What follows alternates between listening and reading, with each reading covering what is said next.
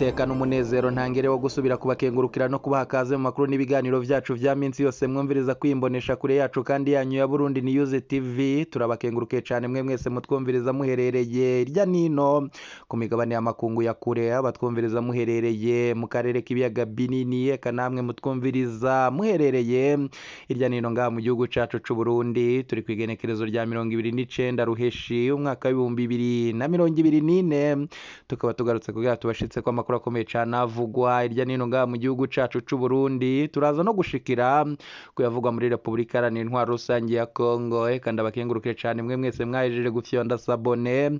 Kuba tarabikora ndabasabe kumanuka munsi y'video murabanditse ijambo sabone mufyondeko, murace mubona hari akazogera naho nyene mufyondeko, hama tuje turabana amakuru n'ibiganiro tubashitsa ku munsi na makuru akomeye cyane ahejeje kudushikira mwaka kanya y'inkuru iteye ubwoba kandi ikomeye cyane ko abasirikare b'abarundi isinzi bahejeje gusubira gupfa. Bapfiriye hehe, bishwe niki? Ivyo bikaba biriko biba mu nyuma z'uko indyane hagati y'umukuru w'igihugu nyenicubahiro General Major Everest Ndayishimiye n'umushikiranganje wa mbere Lieutenant General Gervais Ndirakobuca batazira ndakugarika zibandanya kongerekana. Kuri ubu noneho hari amakuru akomeye cyane yahejeje kudushikira k'umushikiranganje wa mbere Lieutenant General Gervais Ndirakobuca ategerezwa gutanga imihoho uyu munsi. Ni mu nyuma z'uko hari amakuru akomeye cyane yahejeje kudushikira ko yakiriye ikete ryo mu biro vy'umukuru w'igihugu rimusaba gutanga imihoho bitarenze uyu munsi.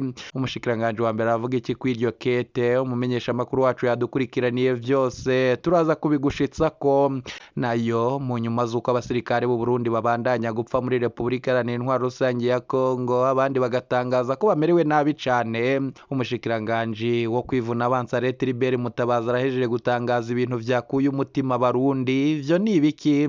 Navyo raza kuvyumviriza mw'idonido ry'amakuru yacu bikabuko mu nyuma z'uko ku rubuga rw'intambara muri ico gihugu naho ibintu bitifashe neza. Kuri ubu umurwinyeshamba yo 23 wararahiye urarengwa kutazarekura ibice wigaruriye, nubwo leta ya Kinshasa ibandanya kuvuga ko habura gato kugira ihushuru uwo murwi, nubwo leta ya Kinshasa ibandanya kuvuga ko habura gato ngo ihushuru uwo murwi. Mu majambo yasuminwa umwe mu bategetsi bakomeye Kinshasa yaravuze amajambo ateye ubwoba carakura umutima batari bakeye mu bayumvise. Ayo majambo nayahe nayo uraza kuyumviriza mw'idonido ry'amakuru yacu. Muri ibi biganiro turaza no kubashitsa ko amakuru akomeye cyane avuga irya nino mu bisata bitandukanye, kandi abakengurukire cyane mwe mwese mw'ibi biganiro vyacu. Kandi turaza kubashitsa ko amakuru akomeye cyane avugwa mu bisata bitandukanye. We wica usabwa manuka munsi y'video urabanza ijambo sabone ufyondeko, uracubona hari akazogera naho nyene ufyondeko, hama tuje turabana amakuru n'ibiganiro tubashitsa ku munsi. Eka tudatevye amakuru yacu tuyatangurire ku makuru akomeye cyane ahejeje kudushikira ku vyahejeje gutangazwa n'umushikiranganje wo kwivuna abansi Tribert Mutabazi, wavuze ko abasirikari b'u Burundi bari muri Republika Iharanira Intwaro Rusange ya Kongo muco yise kugarukana amahoro n'umutekano ngo bafashwe neza cyane, mbere ngo barashoboye gutuza imirwi yose yahora iza guhungabanya umutekano ngaha mu gihugu cacu c'u Burundi ivuye muri Republika Iharanira Intwaro Rusange ya Kongo. Abanyagihugu bakibaza imva babo bo bariko baragwa mu mashamba ya Republika Iharanira Intwaro Rusange ya Kongo aho bahanganye n'umurwinyeshamba yo 23, bikibazwa niba uwo murwi uwo bari wigera ugaba igitero ku gataka k'u Burundi. Kuri ubu Tribert Mutabazi we yateye akama basigaye mu mirwi irwanya Burundi kwishikana ku gisirikare c'u Burundi. Ibi yabitangaje ku munsi w'ejo mu kiganiro n'abamenyesha makuru cabereye mu ntara ya Makamba kuri uyu wa gatanu kwigenekerezo rya 28 ruheshi uyu mwaka wa 2024, aho abashikiranganje ba leta y'u Burundi bari batunganije ikiganiro ku banyagihugu n'abamenyesha makuru mu ntara ya Makamba, aho bashoboye kwishura ku bibazo vy'abene gihugu n'abamenyesha makuru. Umushikiranganje wo kwivuna abansi Tribert Mutabazi yarabajijwe ikibazo kijanye n'abasirikare b'u Burundi bari muri Republika Iharanira Intwaro Rusange ya Kongo ko bafashwe narirya hari bamwe bamwe batarahabwa ubushirikabute bwabo, eka hakaba harimo n'abariko bafashanya na Repubulika Iharanira Intwaro Rusange ya Kongo kurwana n'umurwi w'inyeshamba yo mu 2023. Kuri ico kibazo umushikiranganji yamenyesheje ko abasirikare b'abarundi bari muri Kongo muco yise kugarukana amahoro n'umutekano bafashwe neza cane, kandi ko ubushirikabute bwabo baburonkejwe.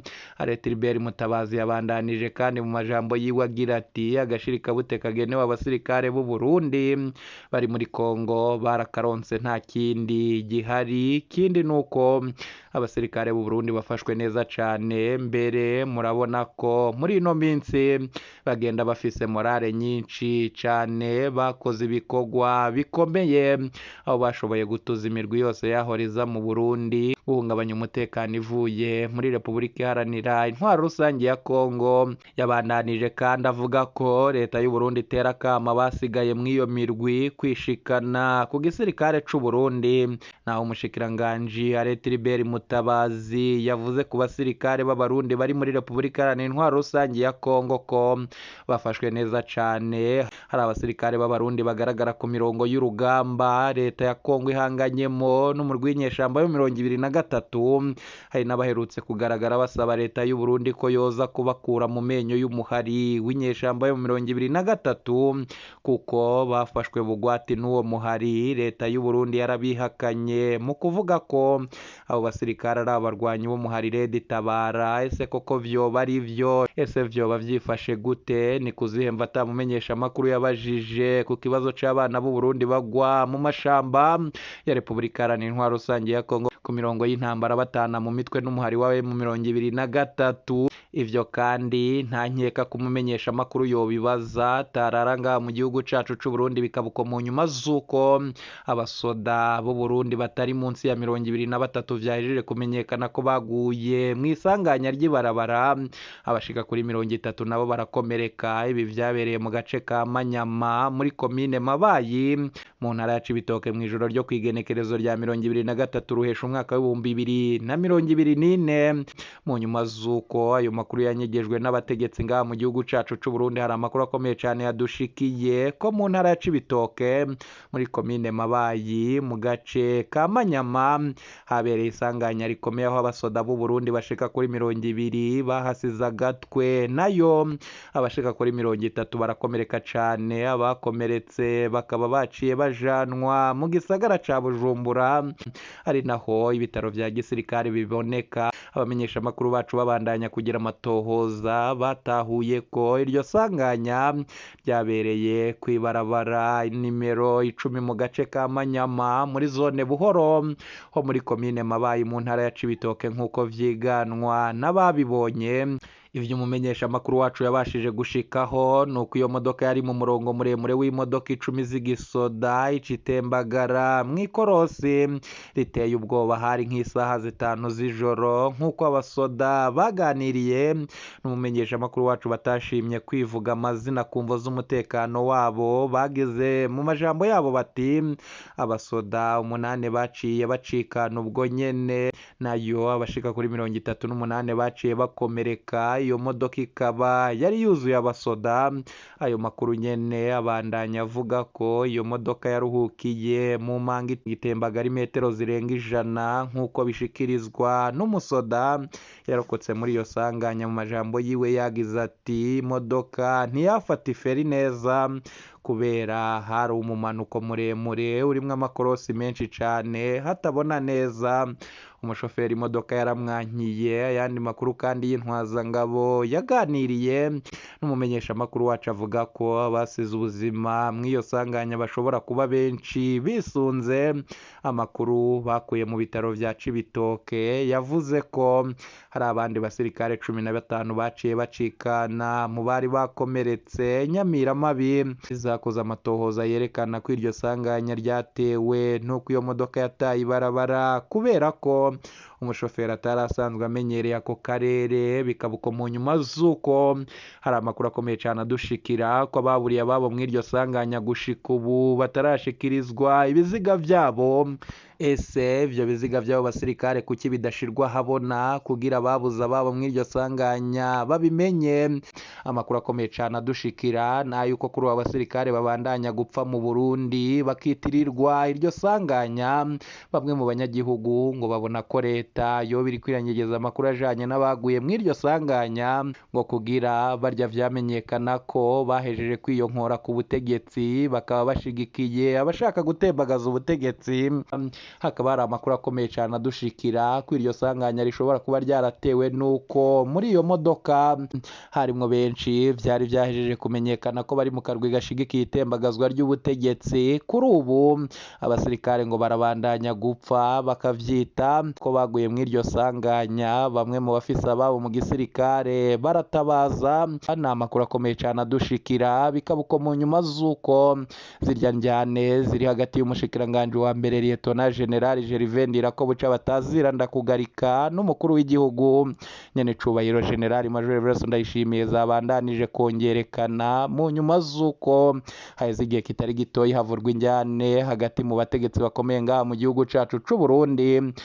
Gusa bigaca biteba bivanye n'uko umushikiranganji wa mbere ashigikiwe n'uramutswa amabanga yo kurongora umugambwe uri ku butegetsi Colonel Senateri Reveriyano Ndikuriyo. Haragiye hatunganywa imibonano itandukanye yo kugira harabwa ingene ico kibazo cotorerwa umuti, ariko vyose vyaciye vyanka. Kuri ubu noneho amakuru akomeye cyane yahejeje kudushikira, hari ikete rikomeye cyane ryavuye mu biro vy'umukuru w'igihugu rica rirungikwa mu biro vy'umushikiranganji wa mbere. Iryo kete rirasaba umushikiranganji wa mbere Gervais Ndirakobuca kwandika ikete ritanga imihoho atakirinze gusabwa. Hari amakuru akomeye cyane yahejeje kudushikira ko umushikiranganji wa mbere Lieutenant General Gervais Ndirakobuca yarahiye akarengwa ko adatanga imihoho ngo umukuru w'igihugu ugena icubahiro General Major Everest Ndayishimiye uriko aramusaba ivyo bintu birimwo igipfungu nk'ivyo ko azoca amaramara. Ese yishingikirije kuki? Ibiriko biba ngaha mu gihugu cacu c'u Burundi n'akamaramaza. Ubutegetsi bwarasambutse, uravye injyane ziri mu mugambwe uri ku butegetsi wa CNDD-FDD. Biraboneka ko umukuru w'igihugu nyene icubahiro General Major Everest Ndayishimiye ari we yategerezwa gutanga imihoho, na cane cane ko biboneka ko igihugu cyamunaniye. Uravye ibibazo bihanze igihugu urabona ko atakazoza k'igihugu. Ni ibintu bikomeye cyane biriko biba ngaha mu gihugu cacu c'u Burundi. Abamenyesha amakuru bacu barabandanya kugira amatohoza ku matangazo ashobora gusohoka mu masaha aza. Ibiza kugenda bidushikira turabashitsa ko vyose ido nido. Bikaba uko mu nyuma z'uko muri Repubulika Iharanira Intwaro Rusange ya Kongo nayo ibintu bitifashe neza, nyuma z'uko intambara ikaze cyane iriko iraba mu bice bitandukanye, hoba mu Masisi no mu zindi ntara zitandukanye. Indwano zirabandanya. Bikaba uko mu nyuma z'uko umurwi w'inyeshamba ya 23 warahiye karengwa kutazarekura ibice wigaruriye ku butaka bwa Repubulika Iharanira Intwaro Rusange ya Kongo, na cane cane ko bavuga ko ari abanyekongo, bityo ko bitakoroha kuwo wese abasaba gusubira mu mashamba y'ibirunga ko bazorwana gushika ku maraso y'uwanyuma. Bikaba uko mu nyuma z'uko abategetsi bakomakomeye i Kinshasa bo babandanya kuvuga ko habura gato kugira bawushura uwo murwi w'inyeshamba. Bikaba uko mu nyuma z'uko hari umwe mu bategetsi akomeye cyane mu minsi yeze yajeje gutangaza amajambo yakuye umutima batari bakeyi, aho yavuze ko bazahushura uwo murwi hama bakawukurikira n'iyo uzahungira. Bamwe bafashe ayo majambo nk'akomeye cyane baca bayahuza n'amajambo yatangazwa n'umukuru w'igihugu nyene icubahiro Felix Antoine Tshisekedi, watangaje akatari gakeyi ko umugambi wiwe ari ugutera bimwe mu bihugu bibanyi, na cane cane abandanya kwagiriza ko biterera bikanafasha umurwi w'inyeshamba yo 23. Nubwo ivyo bihugu bitahemye guhakana ivyo bitangazwa n'umukuru w'igihugu Felix Antoine Tshisekedi, ubu noneho ubwo vyemejwe na bamwe mu bategetsi bari muri irya leta nshasha yashinze, biraboneka ko intambara yeruye yoba iri hafi. Amajambo ariko atangazwa n'abakuru b'ibihugu bo mu karere k'ibiyaga binini arakwegera ubwoba n'igishika ku banyagihugu batuye mu karere k'ibiyaga binini. Ese koko intambara y'akarere k'ibiyaga binini yoba igiye kuba canke se ni amajambo gusa? Abamenyesha amakuru bacu barabandanya kugira amatohoza ibizagenda bidushikira, tuzabibashitsa ko vyose ido nido.